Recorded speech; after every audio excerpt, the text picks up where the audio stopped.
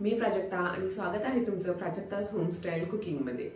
मँगोचा season चालू आहे, त्यामुळे आज आपण बनवणार आहोत इन्स्टंट मँगो कलाकंद। चला तर मग जराही वेळ न घालवता रेसिपीला सुरुवात करूया। इथे मी 2 अल्फान्सो मँगो घेतलेले आहेत। छोटे आहेत त्यामुळे 2 घेतलेले आहेत। जर मोठा असेल तर एकच बास होतो। आपल्याला 1 वाटी आंब्याचा गर लागणार आहे, तर मी याच्या साली काढून गर मिक्सरमधून फिरवून घेते। तर इथे मी आंब्याचा गर मिक्सरमधून फिरवून घेतलेला आहे। बघू शकता 1 वाटी आंब्याचा गर आहे हा। तर आता आपण कलाकंद बनवायला घेऊया। त्यासाठी मी इथे 2 वाटी पनीर खिसून घेतलेला आहे, ते पॅनमध्ये घालून घेऊया। यामध्ये पाऊण वाटी साखर घेतलेली आहे, ती घालून घ्यायची आणि आंब्याचा गर घालून घेऊया। साखर तुम्ही तुमच्या आवडीनुसार कमी किंवा जास्त करू शकता। आंबे कमी गोड असतील तर साखर 1 वाटी घाला, किंवा आंबे जास्त गोड असतील तर साखरेचं प्रमाण यापेक्षा थोडंसं कमीही करू शकता। तर आता हे सर्व व्यवस्थित मिक्स करून आपल्याला हे मिश्रण घट्ट होईपर्यंत शिजवून घ्यायचं आहे।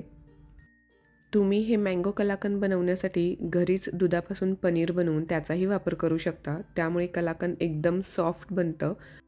पण तेवढा वेळ नसेल तर हे तयार पनीरपासून सुद्धा खूप छान बनतं आणि झटपट तयार होतं।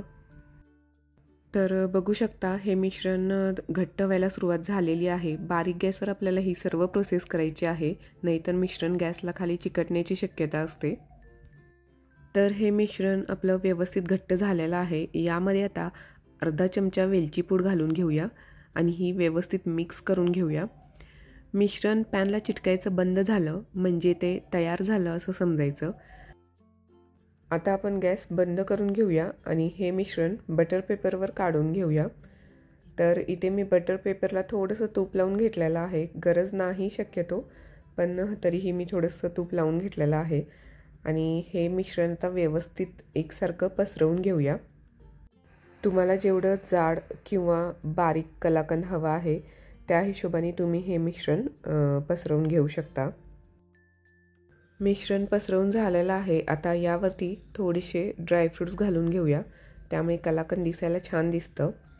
आणि ड्रायफ्रूट्स घालून झाले की स्पूनच्या साहाय्याने असं थोडंसं प्रेस करून घ्यायचं, म्हणजे हे निघून पडत नाही ड्रायफ्रूट्स। आणि आता हे मिश्रण व्यवस्थित सेट होण्यासाठी 2 ते 3 तास असंच ठेवून द्यायचं आहे। हे कलाकंदचं मिश्रण थंड झालेलं आहे आणि व्यवस्थित सेट झालेलं आहे। तर हे आता आपण कट करून घेऊया। बघू शकता एकदम व्यवस्थित कट होत आहे, एकदम छान सेट झालेलं आहे मिश्रण, त्यामुळे व्यवस्थित कट होत आहे। तुम्हाला जर असं वाटत असेल की मिश्रण अजून सेट नाही झालं तर त्याला अजून थोडा वेळ तुम्ही फ्रीजमध्ये ठेवू शकता। तर बघू शकता खूप छान कलाकंद बनवून तयार झालेला आहे आणि खूप मस्त वड्या पडलेल्या आहेत याच्या।